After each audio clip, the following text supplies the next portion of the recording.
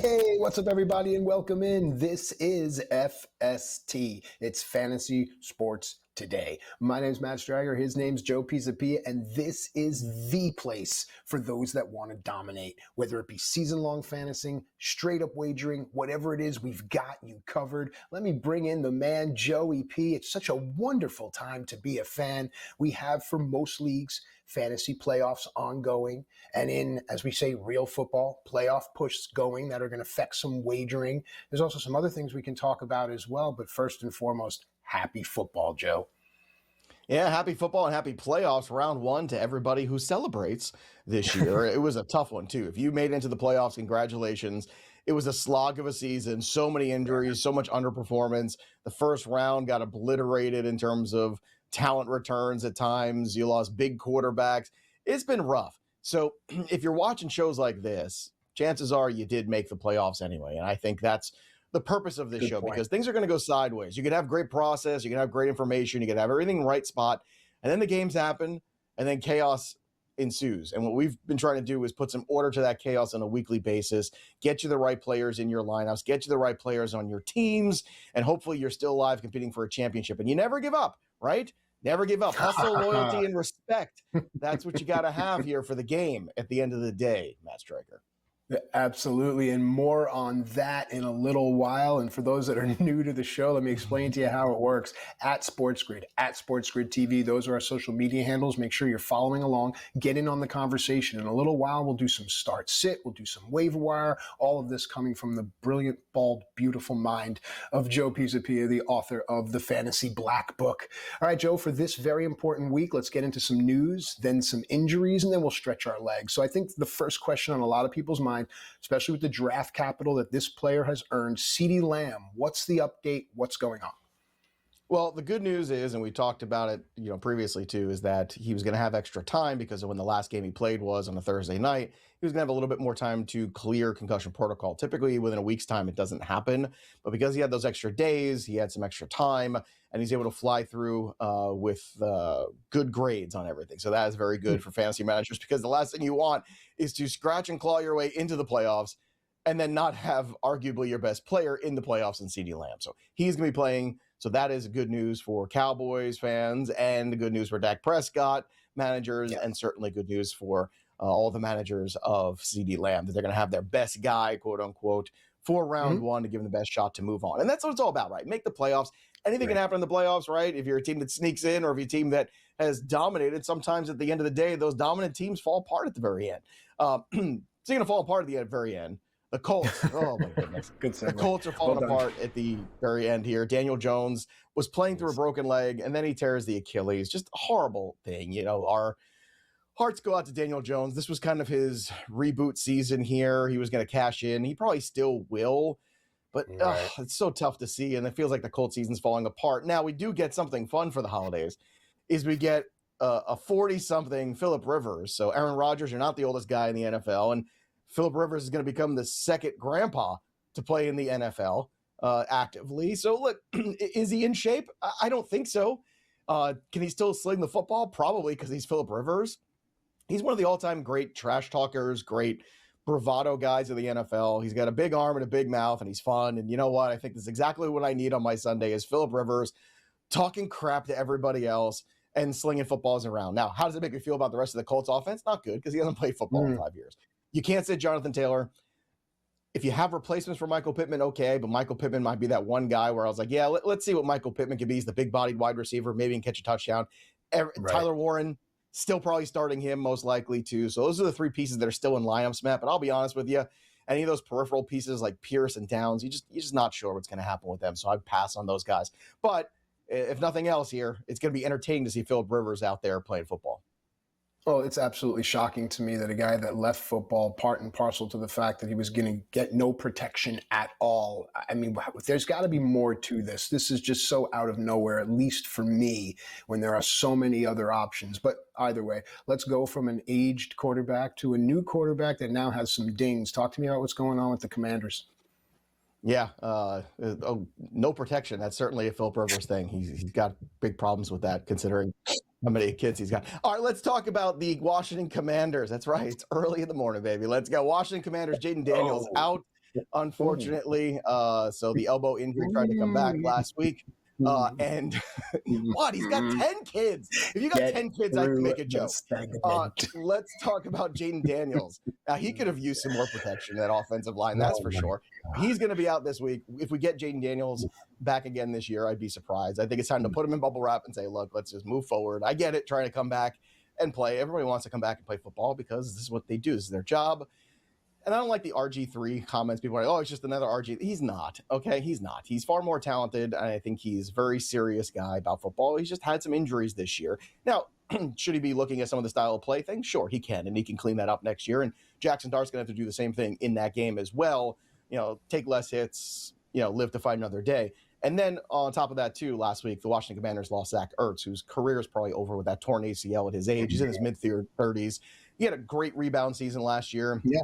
He was a fantasy contributor this year, but unfortunately, Zach Ertz injury is going to take him out for the rest of season. We've probably seen the last of him, but a great NFL career.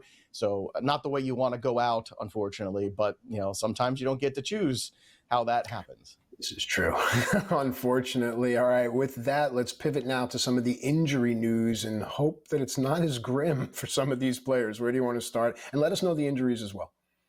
Well, it's mostly good news. We got that Christian McCaffrey question all of a sudden that popped up. Well, he's going to play, so that's good because it's a great matchup against the Titans. So, I mean, the panic yesterday about Christian McCaffrey was certainly around there. So don't be concerned about him. McCaffrey's going to be in. He's going to be playing against the Titans, and I still like all the overs on his props. We'll get to that in our next segment.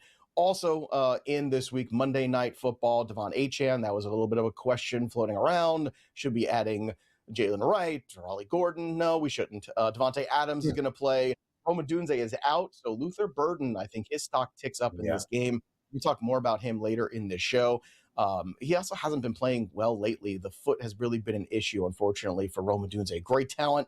Certainly the guy is kind of emerging here with some chemistry with Caleb Williams in the midseason, but unfortunately this latter part of the season really hasn't gone his way in terms of injuries and target share. And then last but not least, the Marvin Harrison Jr. saga continues. Now, he's not going to play this week because of a heel issue, which means it's all Michael Wilson again. Now, I understand the matchup is tough.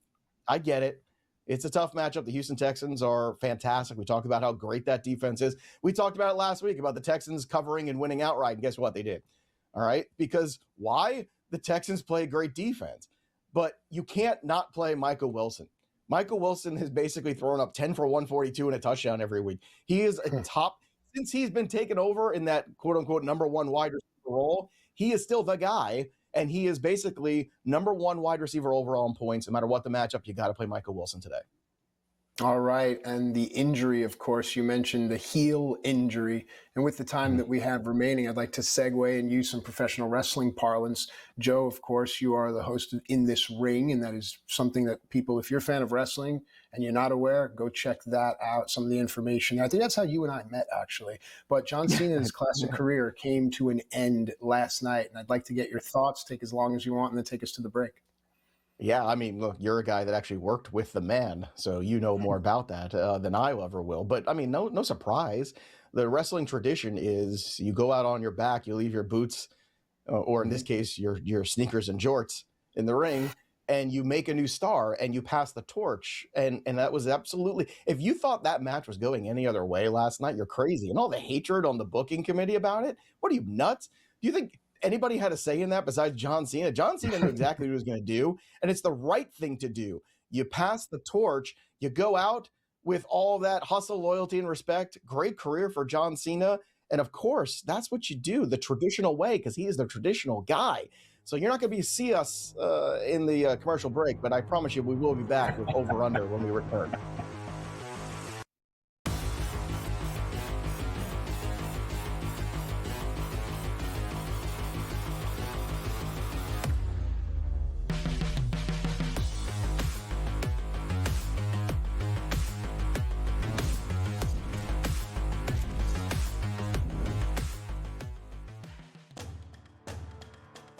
Massive budget down there in LSU, no doubt about it, Joe. But I just want to bring in he's very close to Eddie O, too. Yeah. And Eddie O potentially had said he would, love a return. You bring that type of talent, another major recruiter, and Ed Ogeron back to Baton Rouge, you're going to have a fantastic NFL caliber type of staff, and they're going to hit the ground running week number 1 come 2026. SportsGrid's College Football Today.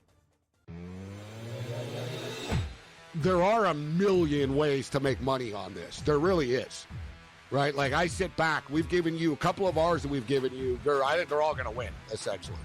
The gold one, the Google Views one. The only one I might not win, Cam, that I gave people was, will the U.S. government announce that aliens exist in 2026? In-game live, only on SportsGrid. Here's the problem. When Joe Dumars blows it up and trades Zion, who is going to give them anything more than 25 cents on the dollar for a damaged goods superstar who misses significant time, who doesn't love the game, but is built like a freight train? Problems are in New Orleans, and I don't know how it gets fixed. Pro Basketball Today, only on SportsGrid. Super Bowl MVP, multiple Super Bowl chances there, Super Bowl championship as they got it. Nick Sirianni said on the radio, no chance that Jalen Hurts is going to be benched. But by the way, Jalen Hurts didn't play the last 3 games. I think the Eagles would be 3-0 in those games, though. Just saying, Joe. Oh, wow. How the mighty have fallen. When the Eagles fans turn on their quarterback, it's getting ugly in Philly, folks. The Early Line, only on SportsGrid.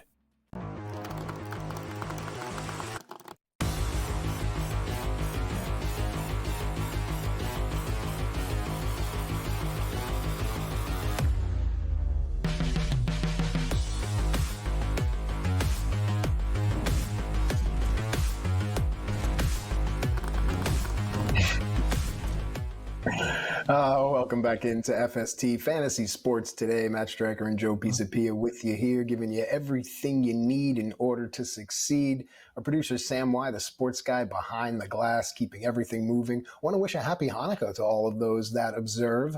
Hanukkah is the festival of lights. You just have to do it. You get to get into it. Joe, I want to light it up here with what you've been doing with the over-unders this entire season.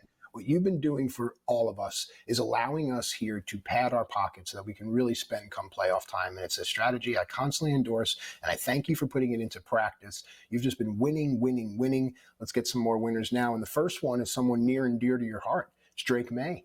So tell me, will he go over or under 233.5 passing yards today? And if so, why? Yeah, look, I laughed out loud when I saw this prop. I'm not going to lie. Remember last week when I told everybody about there's snow. What are we going to do? All this total in the Bills game. Oh, no, it's going down and down. And I told everybody it was going to go over 60 points, right?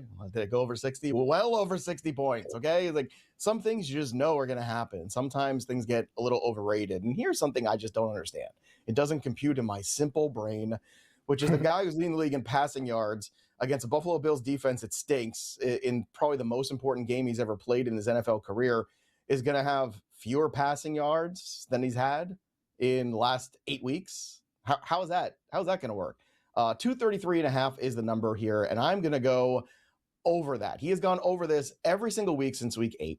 In week 7, he didn't go over it because they were playing the Tennessee Titans and they were whooping them, so they just kind of took the pedal off, the foot off the pedal or whatever. They took the pedal off the car and just threw it out. That's what they did in that game.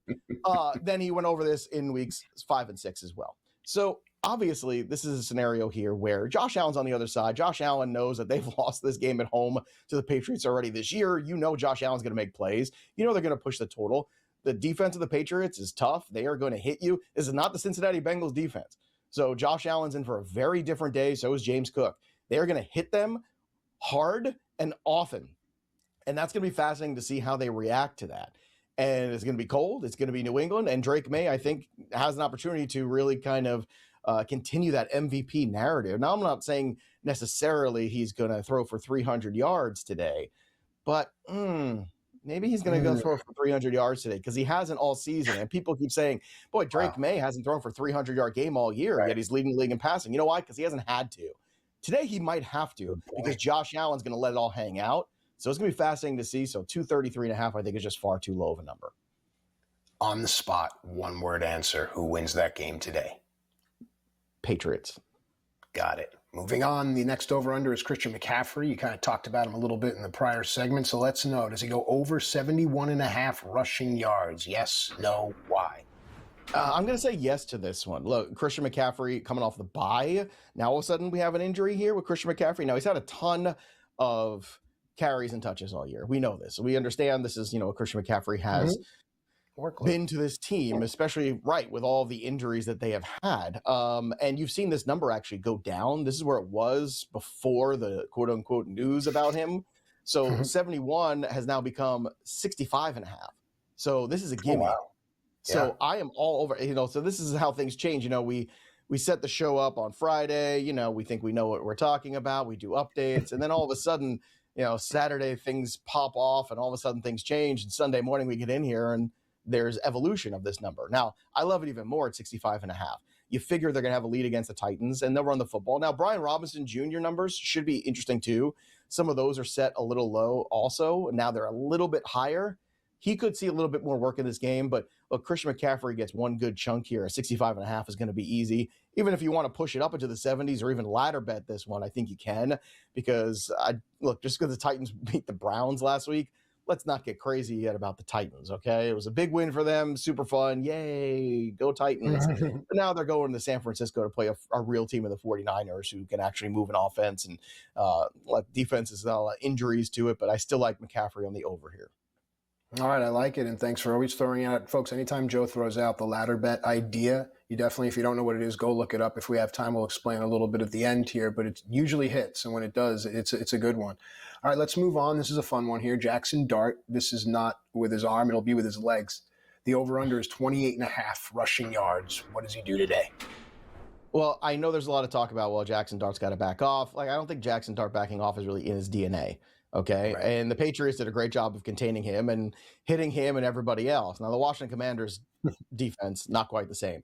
They just went in and got spanked by the Minnesota Vikings and JJ McCarthy. Okay. So Jackson Dart is a good quarterback. I like Jackson Dart in the process. And this is an opportunity for him in these last few games to win Rookie of the Year. And I think that's something that could be important to him. It's him and Ted McMillan kind of at the top of that board.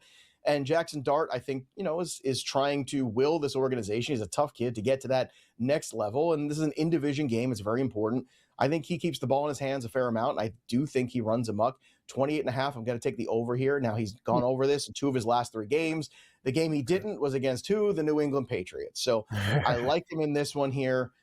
He went over this against Chicago, over against San Francisco. That first game against Philly, he went over this number by a wide margin too. So I think this is another one of my favorite overs of the week. All right, I like it. Okay, let's talk Arizona. Talk Jacoby Brissett. 234.5 is the number. You've normally been high on him, but is there a reason we're going the other way today? Look, Jacoby Brissett has been a QB1 every single week that he's played. Every single week. Yeah. I'm still playing him this week. He's still a top 12 quarterback because you have to put him there. But you also have to be realistic. And, what the Tennessee Titans have done in terms of limiting offense is real. The Houston Texans defense is incredible. Right. So 234.5, this number is pretty close there. I do think it's going to be slightly under. That doesn't mean that they can't win this game still. It doesn't mean that Jacoby Brissett can't finish as a QB1 if he has a couple touchdowns in there. But I do think there's going to be some limitations. So believe me, I have to start him in a league. I don't want him to go under this number, but I think if we're being realistic with ourselves, it probably does come in a little bit under this, probably in the 220 range. Still something where the Cardinals can be competitive. But if you look at these crooked numbers that they're throwing up with these scores and these opposing teams, especially in their own building, it is rough. So unfortunately, it could be a tougher day for Brissett. Keep that in mind. Michael Wilson's in, though. Brissett's still in, despite the fact that they are playing those incredible Houston Texans on the defensive side. We come back. I'll look at the market watch. Things are moving. We'll tell you what when we return.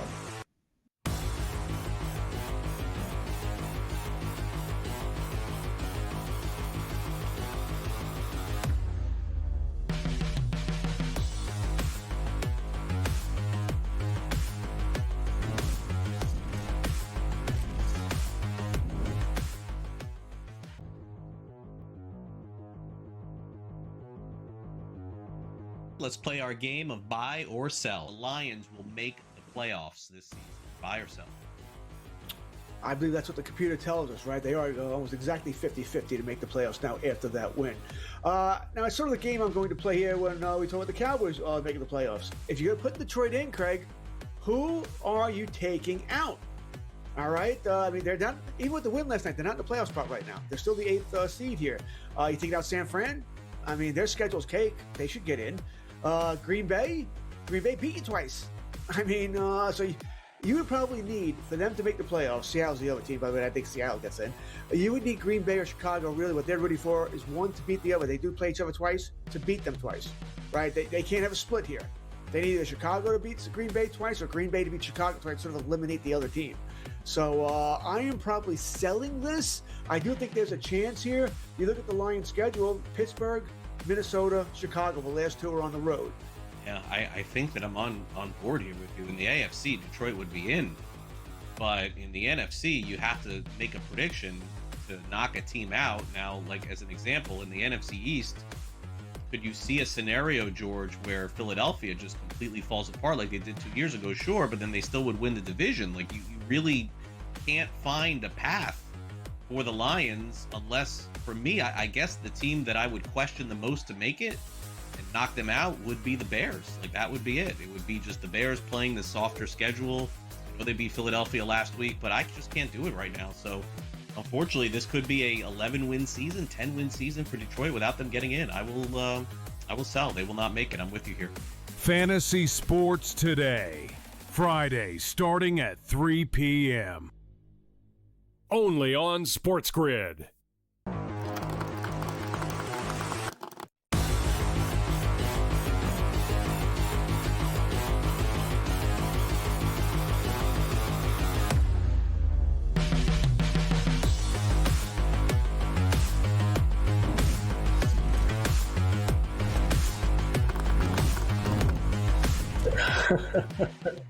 Welcome back into FST Fantasy Sports Today. I got nothing. I'm just welcoming you back in. Our producer behind the glass is a truly wonderful and gifted individual. He's right, though. It should have a little sound effect, don't you think? I don't think, the people aren't privy to everything Sam's been saying in our ear, but what it brings me to is, folks, working is never fun, but if you're going to work with people that at least make you laugh, at least have fun. I think that's the best part of it all. I've been having fun doing Market Watch each and every week, and this is a quick little segment. We're still going to do your start sit. We're still going to do the waiver wire ad. But, Joe, I want to look at the AFC North and the NFC West, respectively. Looking at the AFC North, Pittsburgh and Baltimore make the playoffs, nonetheless win the AFC North. Right now, Pittsburgh ahead at -160, Baltimore behind at +155. Where's the smart money? Well, look, a couple weeks ago, we got ahead of the game with the Jacksonville Jaguars, right? We got them at 3-1 to win that division. And boy, oh boy, is that looking good right now. Holy cow, we're getting way in the minus there. Now, Houston Texans might, come along and have something to say about that. That could be cool, but you definitely made money, at least on the Jacksonville side of that. And we didn't anticipate the Daniel Jones injury, but we did call the victory last week. That was the upset special in our Week 14 show, with the Jaguars beating the Colts again, because the Colts always lose in Jacksonville no matter what. Now we're in another spot here where the Ravens can't get out of their own way. The defense has been terrible all year. Lamar played better last week, but again, they fell short, right? So now what? Now we're looking at where's the value. The value is still on the Ravens, but can they handle their business? The Steelers have the Dolphins on Monday night. Then they get the Detroit Lions in Detroit. That's going to be rough. I don't think they can keep pace scoring with them. Now, TJ Watt also with a huge injury, so he's not playing this week. Who knows how long he's going to be out, too, with this punctured lung situation. Is another Tyrod Taylor kind of scenario that happened a few years ago. I mean, I just can't believe these things happen. These are medical professionals. This is your best player. Oh my gosh, like, come on. Organizationally, we got to do better, everybody. But Cleveland and Baltimore, that's how they finish up. So they're going to have that one, Week 18 playoff game against the Baltimore Ravens, basically. So it feels like it could be, depending on how these weeks go, if you win that game, you win the division kind of scenario. Okay, let's take a look at the Ravens schedule. They get the Cincinnati Bengals, who they just lost to. Now, they should beat them because the defense is terrible, but now they're on the road. They get the New England Patriots. I'll be honest with you. I do not think the Ravens can beat the Patriots the way they're currently constructed. I'm sorry. I just don't. The Green Bay Packers, I don't like the Ravens in that game. I think they're going to be underdogs in both of those games, and they should be. and then they come into Pittsburgh. So if Pittsburgh, look, this Monday night game is huge. If they can win this Monday night game, I think Pittsburgh stays in control of this division. I really do, because you figure there's 2 losses in there, at least for the Ravens, and at least 1 loss coming up for the Pittsburgh Steelers. The other games they can be competitive in, so they can handle their own business on Monday night. But without TJ Watt, this is going to be a little bit trickier of a haul. I still think Vegas is right, though. I still think that they are the team to beat. Matt, how about you? Do you think that the Ravens have a run in them with the way this defense is played? See, that's the issue. I think with the personnel, we've seen it before, and familiarity sometimes does breed contempt, but we understand the pieces the Ravens have. Any guys like Andrews and guys like Lamar, they can change a game and change a season in a heartbeat. It'll be a great story and a great run, but without out of defense, it's going to be very, very difficult. Let's move over to the NFC West, where we have 3 teams to talk about: the Rams, the Seahawks, and the San Francisco 49ers. Rams leading at -150. The Seahawks will return +190. And then the 49ers are the outside horse at +650. Joe, take it away. Well, I don't know why you say familiarity breeds contempt. This is like our 6th year I'm of just talking doing about this for how long program. you and I have worked. Yeah, exactly. You were going to the same place I was. With you, the more I love you. It's the opposite, I feel. All right, let's talk about this here. And I think our esteemed producer, Sammy Arnell, is onto something here, because the schedule for the 49ers is very good. Look at these numbers again, +650 here for the San Francisco 49ers. Now, look, I think the Rams are the best team, but I think +190 here on the Seattle Seahawks, also intriguing. Look, the Rams, I think, are the most complete team in the NFL. Sometimes they didn't play like it recently with the Carolina game. But if you do look at the schedule here for the 49ers, Tennessee today, then Indianapolis next week with God knows who's playing quarterback by the time we get to next week. Maybe it's Philip Rivers. Who knows? I don't know. Maybe we get to, maybe Tom Brady comes out. Chicago Bears, right? Also a very winnable game. And then they finish up with Seattle. So really interesting scenario there, where if the 49ers just keep winning out, they are going to be right in the thick of things. So they are right here. The Rams are 10-3. The Seahawks are 10-3. The 49ers are 9-4. If we get one hiccup here from either of the teams ahead of the 49ers will be live for this division. A fascinating thing to watch as it plays out in the next couple weeks. When we come back, it's time to start sit for round 1 of the playoffs. This is important stuff. Don't go anywhere. We'll be right back after this.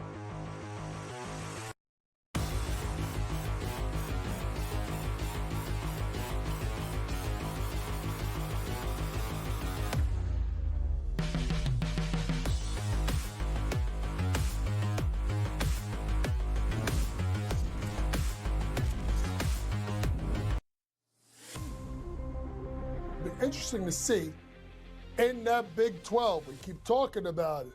With Houston, with Iowa State, with Kansas, with BYU. They're going to be battle tested, but so is the rest of that league. And man, that is going to be fun to watch. College basketball today, only on SportsGrid. There are a million ways to make money on this. There really is, right? Like, I sit back. We've given you a couple of ours that we've given you. I think they're all going to win, essentially. The gold one, the Google Views one.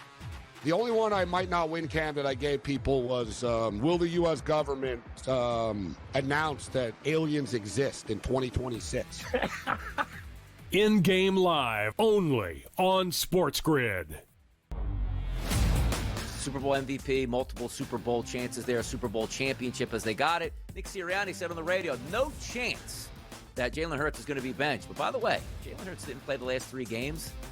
I think the Eagles would be 3-0 in those games, though. Just saying, Joe. Oh, wow. How the mighty have fallen. When the Eagles fans turn on their quarterback, it's getting ugly in Philly, folks.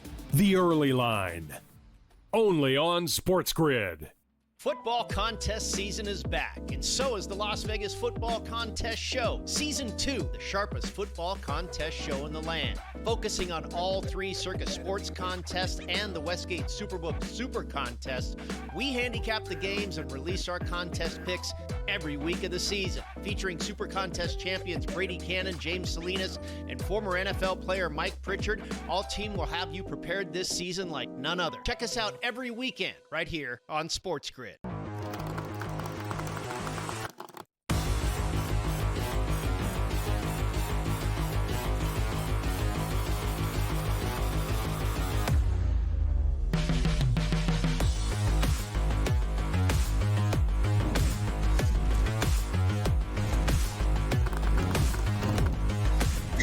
Well, welcome back into FST Fantasy Sports Today. Matt and Joe having a good time with you, along with Sam Y, the sports guy behind the glass, at SportsGrid, at SportsGrid TV. Those are our social media handles. Get in on the conversation. Keep it going. We're going to be answering your questions right now. Start sit, and then in a little while, waiver wire. Try saying that 3 times really fast. First question I'm seeing is coming from New Jersey, and it is, are you guys under the influence? No. What would ever give you that impression? All right, this next question comes from Florida. We're under an influence. We're under an influence for sure. It's passion for football. That's the influence, my friends. Yes. That's the influence. SportsGrid. That's right. Great commercial. In our veins, baby. Let's go. DeAndre Swift versus Cleveland for Chicago, or Omarion Hampton, Chargers at Kansas City. I mean, Kansas City should be coming out. That's going to be a great game. Joe, I want to hear your thoughts. Look, man, Kansas City Chiefs are in their feelings right now. They should be, right? I mean, this is an organization that's in a spot, I think, where it's time to remake things. You know, we talked earlier off camera about the Patriots, you know, making those tough decisions. And, you know, when that end of that first run of the dynasty was over, it was time to move on and reshape it. So you had enough of that second life of the quarterback to have another run in the dynasty. And that's where the Chiefs are. They're at that crossroads. But going back to these 2 running backs, Omarion Hampton returned last week. Now, he's definitely startable. So if you have Omarion Hampton and you have like a flex spot for him, sure. Against Kansas City, you could throw him in there. Last week on his first game back, 13 for 56, caught 2 balls for 11 yards, and even a touchdown in that game. So I do think Omarion Hampton is very startable. DeAndre Swift against the Cleveland Browns. Browns are good defense, but they give up a lot of yards last week to Tony Pollard, and they're not as good when they go on the road, too. So just keep that in mind. I think in the PPR leagues, I would lean towards DeAndre Swift. I think he gives you a better floor. But if you are in a standard or even in a potential half PPR scenario, I think the touchdown equity is far greater with Omarion Hampton because, you know, Kyle Monangai is going to be that guy when you get to the goal line area anyway. So that's how I parse these 2. Hampton, I think, has more upside as well, too, if they should turn that backfield completely over to him in the second week. And with that Justin Herbert injury, who knows how much they're going to run the football again this week in the second week of dealing with that. So Hampton, probably the upside play. Hampton, the half PPR guy. Hampton, the standard guy. Full PPR. I think DeAndre Swift probably just has the safer floor. And what you want to do in the playoffs is get the floor. You don't want to lose points, right? You don't want to have zeros or you don't want to have 5s because then you're going to get knocked out. All right, let's stay with the alluring, lucrative, and aesthetically pleasing game of Chicago versus Cleveland. I'm kidding. Roma Dunze out. That means eyes focus on Luther Burden. Luther Burden, Chicago versus Cleveland, or Jerry Jeudy, Cleveland at Chicago. Which way do you go here? Look, I think it was very exciting to see Shedeur Sanders throw for a 300-yard game, but it was against the Tennessee Titans, so it's just keep that in mind and let's give it context, right? Good, yes. Something we can believe in going forward, not sure. Jerry Jeudy has not had a great season. Now, Luther Burden is an interesting guy because if you look at when Roma Dunze has been out or unavailable really physically the last 2 weeks, he's got 12 targets for 8 catches, and he's got over 100 yards there. Now, he doesn't have a touchdown, but I think Luther Burden's role will be increased this week with Roma Dunze out. You saw him getting at least 5 targets a game, too, in weeks 11 and week 12. So this has been a steady climb since the bye week for Luther Burden. He has that explosiveness as well, and that's why they drafted him when they did. Remember, Ben Johnson's regime drafted Luther Burden. So Ben Johnson, I think, has confidence in Luther Burden here. Jerry Jeudy, again, a little bit too much of a question for me. So I'll lean towards Luther Burden, give it to the kid here in this scenario. All right, let's move to a tight end question. It involves Baltimore at Cincinnati or the Giants versus Washington. So do you like Isaiah Likely or do you like Theos Johnson? I like both of these guys, okay? And I think both are very streamable for sure. However, I am going to lean towards Isaiah Likely because of the matchup. The Cincinnati Bengals, the worst team in the NFL against the tight end. We saw a few weeks ago in Pittsburgh where every tight end on the roster scored a touchdown against the Cincinnati Bengals. And Dalton Kincaid, last week, we talked about him as a streamer, right? Last week, we said, hey, if Kincaid is a go, you throw him in there because why? Yeah. It's the Cincinnati Bengals. And did he have a good game? Of course he did. So I'm going to do that same thing with Likely. Now, Isaiah Likely has to hold the footballs that he catches. See, when you catch the football. Is that a part of it? Okay. It is. You know, when you get to the goal line or even in the end zone, part of it. You catch the ball and then you hold the ball. You remember that great bit, that Seinfeld bit about the reservation? You know, it's not just making the reservation. I don't think you do. You know, you can make the reservation. You're just taking reservations. It's the holding. It's the holding of the football that matters the most. great. Oh gosh, we're having a great time here. We hope that you are as well. This is the show. This is pretty much the show. Always been the show. All right. Yes, it has. It has since day one, and thank you for that. Moving on to a quarterback question. This one comes out from the West Coast. Thanks for being up with us early in the morning, but stick around. Great programming the entire day here on SportsGrid. It's smarter to be on SportsGrid. Trevor Lawrence, questionable against the Jets. I think there's an upset coming in that one. Or Jared Goff, great game, Detroit at the Rams. Yeah, look, I know it's a controlled environment, so Jared Goff should be fine.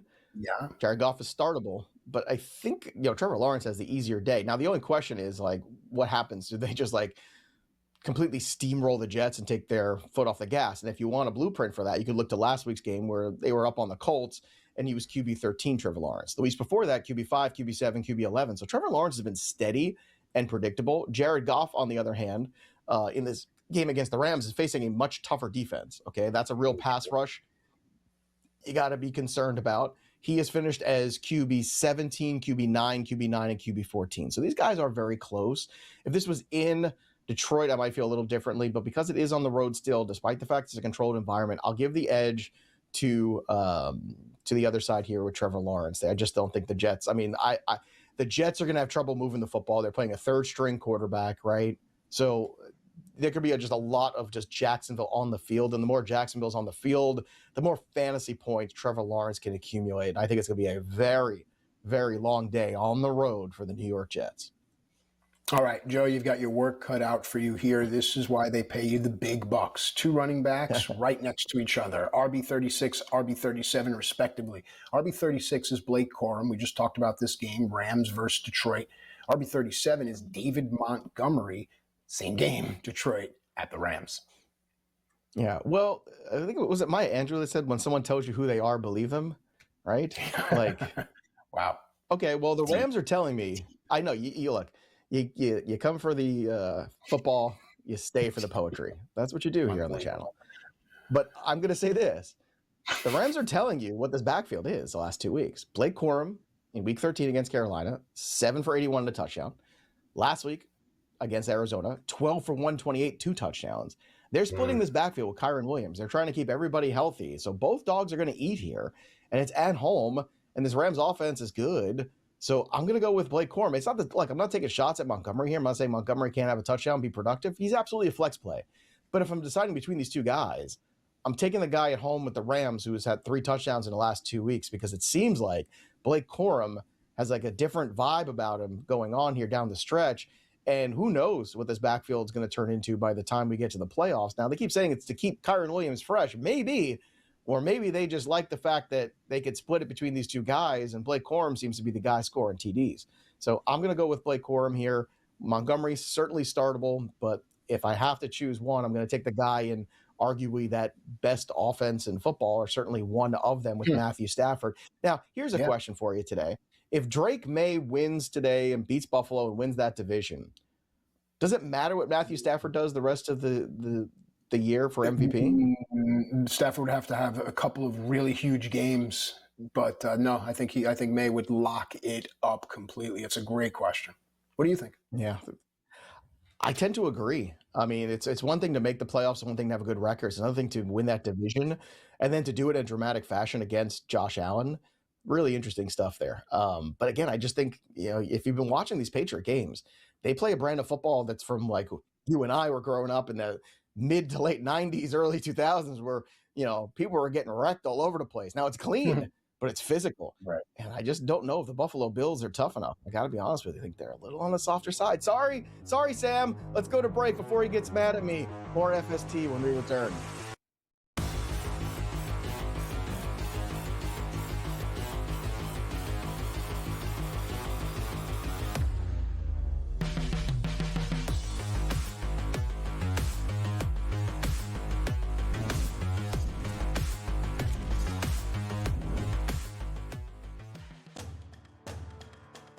Massive budget down there in LSU, no doubt about it, Joe. But I just want to bring in he's very close to Eddie O, too. Yeah. And Eddie O potentially had said he would, love a return. You bring that type of talent, another major recruiter, and Ed Ogeron back to Baton Rouge, you're going to have a fantastic NFL caliber type of staff, and they're going to hit the ground running week number 1 come 2026. Sports Grid's College Football Today. I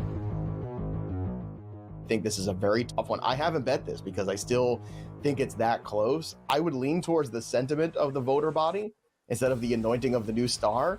But at a certain point, the next 2 weeks, Drake May could be undeniable. It's really interesting market right for those two. And remember when Matthew Stafford wasn't going to play all year? Remember in August where he wasn't practicing? And now he is number 2 for MVP. So go figure. Fantasy Sports Today, only on Sports Grid. You're legendary. I'm legendary. And both of these guys love each other. Right? Cam Ward, they do. They work out. They work out. Legendary. Go ahead. Cam Ward. Yep. Shador Sanders. Yep. 250 plus and 2 tutties each. Amazing. That's nuts. Why is it nuts? Come on, that's crazy. Why, though? Pro Football Today, only on Sports Grid. We just can't quit Josh Allen. He's at a 16% chance. And then the Baltimore Ravens. Ooh, don't count Lamar out. The Indianapolis Colts and Daniel Jones and Shane Steichen. And then there's those Kansas City Chiefs. But I got to tell you, Joe, you see how we're going lower and lower on this list right here? I'm telling you, a nice little wild card down there. You plunk $100 back and get paid $1,429 back on Houston Texans. The Early Line, only on Sports Grid.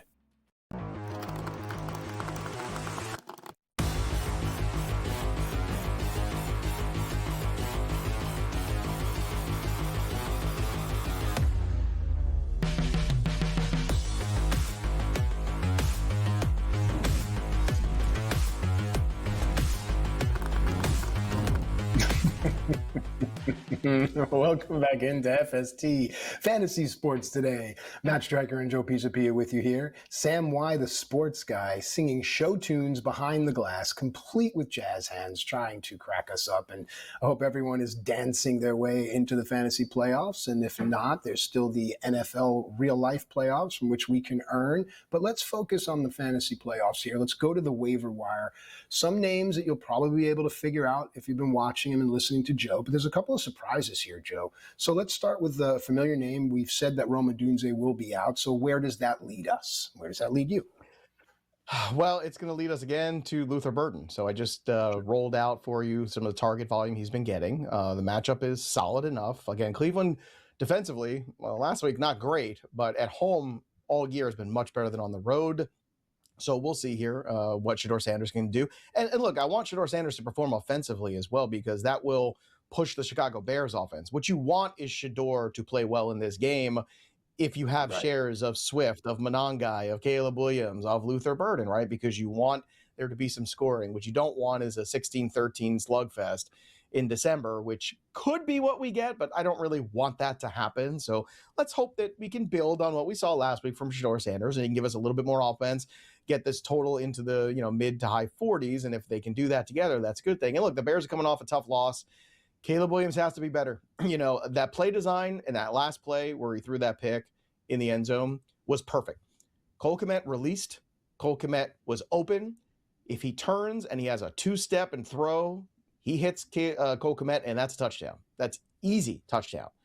And then what Caleb Williams does is what Caleb Williams always does, which is he runs another 6 yards, takes another 6 steps, and it gives the corner time to close, takes the angle, takes it away, and next thing you know, that play's not there anymore. And instead of pivoting, he just locks in because he knows Cole Kmet is that one look there. There's another guy, DJ Moore, underneath who's open, but he never even sees him. So this is that stuff, this is that inner workings of quarterback that I continue to struggle with Caleb Williams, or people say, oh, look at the Bears record, look at the Bears record. And I'm like, look at the tape. Because if he turns at a two-step, turns around, throws that football, Caleb Williams and the Bears tie that football game, and who knows where we go from there. And that's a story we're all talking about, right? So he's got to be better in those spots. He's got to trust the process. He's got to stop trying to do too much, trying to stop artificially extending plays, because all he's doing is putting his team in worse scenarios. Everything about that, I saw people bitching and moaning about that play design. Oh, it's a bad play call. No, it's not. It was a perfect play call. Cole Kmet was wide open. He just extended the play too long. The corner closes, and then the rest is history. Great insight. Dynamite job, Joe. Really, really well done. Let's keep that momentum going and talk about a split backfield on a team and where we should lead. Let's go. Look, the trend continues to go to Blake Corum. He's still available. I can't believe he's still available. So if you have Kyren Williams, you got to have Blake Corum on your roster. And if you don't have Kyren Williams, I think you still want Blake Corum on your roster. He's flex-worthy this week. He's got 3 touchdowns in his last 2 games. He's going against the Detroit Lions. It's an offense you can score on, you can run on. So I'm all in here for Blake Corum. After this, does get tough. You got the Seattle Seahawks next, and then after that, the Atlanta Falcons. So that's his rest of season schedule there. But the way they're using Blake Corum, he feels like he's at least going to have use. And if something should happen to Kyren Williams, Blake Corum has shown you he can take over the full workload and be great. He would be an RB1 in this offense, okay, if something happened to Kyren Williams. So you got to have these insurance policies on your roster at the very least. Even in a shallow league, if Blake Corum's floating out there, don't let him float out there. The last thing you want to have happen is for him to end up on some other team and then taking you the next couple of weeks to win a championship. I know the schedule is a little tricky the next 2 weeks, but still, I got to have Blake Corum on rosters at the very least. And if you need some help this week, he is certainly startable. You know, I find myself still enamored with how you broke down that Williams Kmet psychology and play. Use that same type of analysis and talk about maybe another tight end on the same team. All right, let's talk about Colston Loveland, another guy who I think Ben Johnson guys, right? This is what we're seeing at the end of the year. We're seeing a little bit more Luther Burden, and we're going to be continuing, I think, to see more Colston Loveland. And Loveland, I think, has a good opportunity in this game to be useful. He has had 5 or more targets the last 3 games. That's pretty good for a tight end. He's got 2 touchdowns in the last 3 games. I'll be honest with you. If you're struggling with Tyler Warren and you have Colston Loveland on your roster or he's out there to pick up, I can understand that pivot this week. I don't love it, but I understand it where you're saying, I don't know what Phillip Rivers is at this stage of life, forget career. I think Colston Loveland might be the safer play. Is he the better player? No, but this is not about better players and talent. This is about, you know, can the offense facilitate fantasy points to them as they're currently constructed? And I think right now, I think Loveland has a better opportunity for that. So again, the fact that he's still available in over 50% of leagues is stunning to me. So I would be picking him up. He's definitely streamable this week too if you have any tight end issues that you just don't like. All right, now we're being asked for a quarterback and a defense. If our producer, Sam Y, the sports guy, will take a break from recreating the food scene in Oliver and give us some extra time. But let's go to a quarterback, and then if we have time, a defense. Feel free to sing, Joe. Food. Hey, look, Marcus Mariota, or is it Mariota now? I don't know what Collinsworth wants me to say. It's Mariota. Whatever. Oh, gosh. Put your pinky up when you say it. It's too late in the season for this. That's what I'm saying. It's just like, if you want to tell me this in preseason, okay. Right. You can't drop that stuff on me week 14, like after a decade of him being in the league. But anyway, let's talk about what he has been doing as the starter. Now, is it always pretty for Marcus Mariota? No, it's not. But against the Lions, QB 13, QB 9 against the Dolphins. Then when he started against Denver, QB 3. And it's because of the rushing equity. He had 2 games where he rushed for 50 or more yards. So Marcus Mariota is, I think at the very least, going to get you some points with his legs. He's a fringy QB1 this week. If you lost Daniel Jones or you lost Jaden Daniels again and Mariota's on the waiver wire, well, you go pick him up because it's kind of rough out there in the QB streets at the moment. And it's going to be rough next year. And it's going to be really fascinating to see the Mac Joneses of the world and the Marcus Mariotas and the Jameis Winstons as well. Which teams are going to give these guys chances to compete? And I will tell you this much. If I want a defense to compete this week, without a doubt, it's Jacksonville. Yep, I agree. Jacksonville Jaguars for sure. Drop every defense you've got. Play the Jaguars defense, for the love of God. Please. I mean, I can't imagine. I mean, it could be a shutout. It's very well could be a shutout. I'm telling you right now, folks. Don't think it can't be. We come back 3 and out. Closing out shop here on FST. Don't go anywhere. We'll be right back. Stay tuned.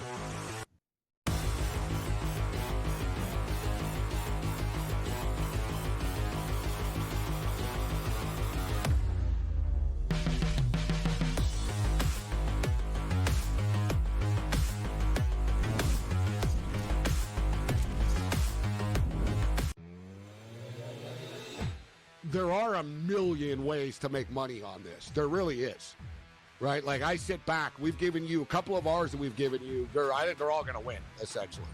The gold one, the Google Views one. The only one I might not win, Cam, that I gave people was, will the U.S. government announce that aliens exist in 2026?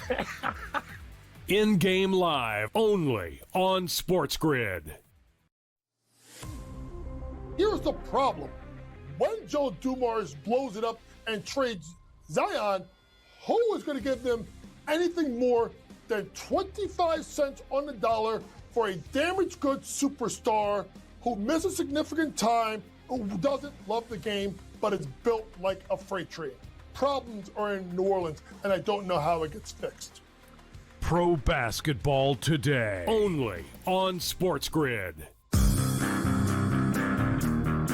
They're doing a new show about a Japanese interpreter. Oh, they are? Yeah. Oh. Yeah, they're doing I don't know if it's a documentary or actors are in it. It's got to. I think it's a drama. It's a real show. It's like a scripted show? Yeah. About a Japanese interpreter? Yes. I wonder who's getting paid for that. The Craig Carton Show, only on SportsGrid. Chris Beard said, I can just play different players. And kudos to Chris Beard.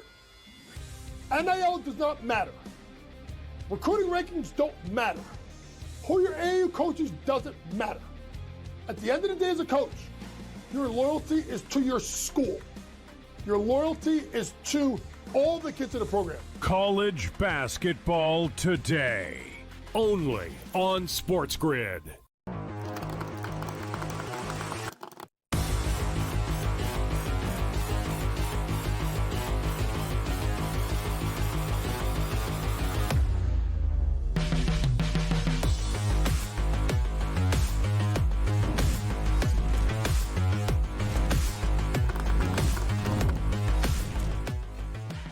All right, welcome back into FST Fantasy Sports Today. Thanks so much for spending your time with us. And of course, stick around for all the insight, analysis, and predictions, prognostications, if you will, for the slate of today's games. But Joe, as you know, as you always say when you close it out, the story of the game goes on. Baseball never sleeps. So let's spend just a little bit of time here just addressing some of the hot stove winter meeting stuff for those that are uninitiated. Joe is a huge Met fan. Joe is also the author of the Fantasy Black Book for all the sports that you love, football and baseball. And I understand that the baseball one is right now on the tip of your tongue and your fingerprints and ready for the holidays, folks. It's available now. Yeah. Joe, a little baseball talk.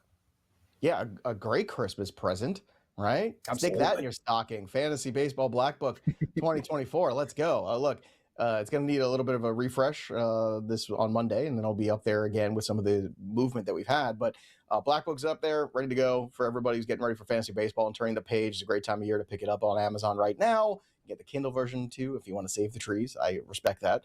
But yeah, a lot of movement with the Mets, right? So Pete Alonso going to Baltimore is really good for him to continue to hit home runs. That's great. He's going to hit more home runs in that ballpark.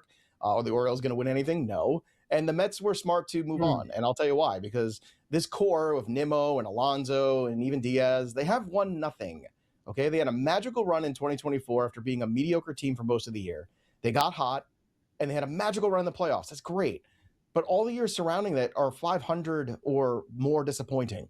So what are we doing here? I think everyone's being real tough on Stearns about what he's doing. What he's doing is he's trying to maximize the contracts they're making and get younger and better. And with the looming situation with the lockout in 2027, guess what? There might be a restructuring of how salaries work in Major League Baseball, and he's trying to get ahead of that curve too. So I don't think he's doing a bad job at all. Polanco signing is interesting. Do I expect him to repeat last year? No. But you've seen some of these signings. Look, Diaz is still going to close, 35, 40 games for the Dodgers because they're going to win a ton. Marcus Semien, we'll see if they can fix some of the things offensively with him. I doubt it at his age, but again, it's about defense for them. It's going to be fascinating to see. I think the trade market's really going to push forward. I still think Kyle Tucker ends up with the Blue Jays. We'll see if I'm right at the end of the day about that one. Cody Bellinger, I think the Yankees need him. I think the Mets want him. I think the need will win out, so we'll see what happens. But from a fantasy perspective, I think there's going to be some trades in the next 2 weeks here before we get to the new year. that are going to really shake up fantasy quite a bit. So stay tuned. I think there's a lot of fun coming because the free agent market is just kind of mid this year. So follow-up question, in hindsight now, as a Met fan and as a sports business enthusiast, the Soto deal, does that hamper the Mets? Look at what we're seeing right now. No, because they have the number one prospect bunch in baseball. When you have the best farm system in baseball, you can afford to pay somebody such a large sum or defer some of it or do whatever you want to do. Because if Ohtani can get paid $2 million a year, I'm sure there's a way they can figure out a restructuring to make it all work. Good point. And I think that's going to be something really interesting to watch happen in the weeks ahead and months ahead and years ahead of Major League Baseball. But look, they're not dealing Nolan McLean. He's staying put. Tong could be out there. There's a lot of moving parts here in the baseball world, but you came here for football. So these are the 3 and out for this week. Round 1 of the playoffs. Buffalo and New England. This is the game. Why is this not on at 8:00 at night? So we can all sit down by the fireplace on a winter's eve and watch this game. The winner, if it's the New England Patriots, wins the East. And oh boy, that's going to be a salty thing for some folks to wrap their mind around. Backup quarterbacks, we're going to be seeing more of them. Again, some good like Mariota, some not so good like Cook on the Jets. Okay, this is going to be a rough week at quarterback yet again. Here we are, and it's not going to get better next year, folks, because the QB class isn't good. I told you it's going to be a lot of retreads next year, so tread carefully. And then there's a lot of games with blowouts. We got a lot of double-digit games here where the favorites are heavy favorites. And Matt, you and I have been this a long time, right? You know one of those games is going to go sideways. Absolutely. I'm not sure which one it is, but there ain't no way that I know which one it's not going to be. It's not going to be the Jaguars and Jets. The Jets are not going to beat the Jaguars in Jacksonville. But could Cleveland pull out an upset? Maybe. Could the Titans be rolling against the 49ers who overlooked them? I don't know about that. Maybe. I don't know. Like New Orleans beating, I think, are they playing Carolina today? So something like that. Yep. But you're 100% right. It's a very dangerous time to be a wagerer in the NFL. But if you stick with SportsGrid, we'll be able to guide you through the perils and onto another snowy day, Joseph. Yeah, look, the good news is you have a lot of data to go on because we're so deep into the season. So we know who teams are and who they are not. And we want everybody to have a great first week of the playoffs, move on to round 2. So next week we can take you to that championship final. That'll do it for us. But the story of the game goes on. For Matt Striker, I'm Joey P. We'll see you next time, kids. Enjoy your Sunday NFL.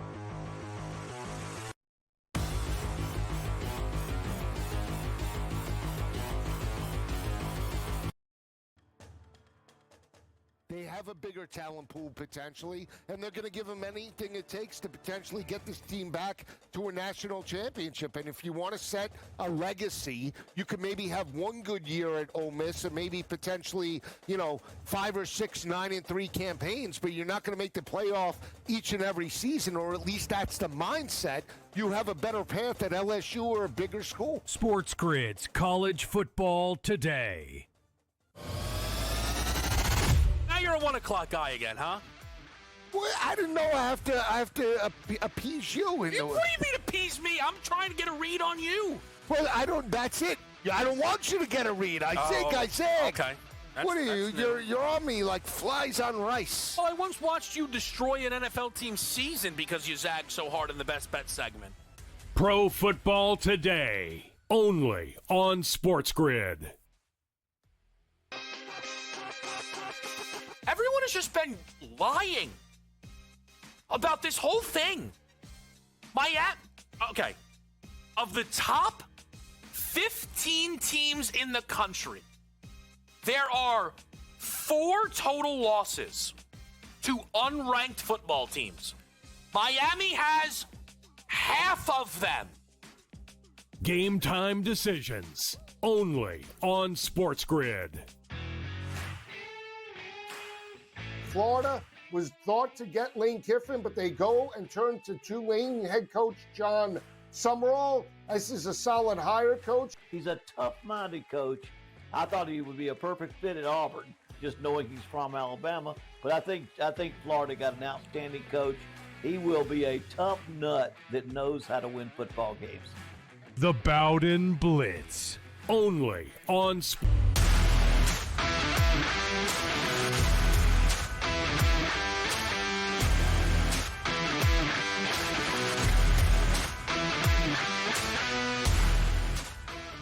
What's going on, and welcome to Pro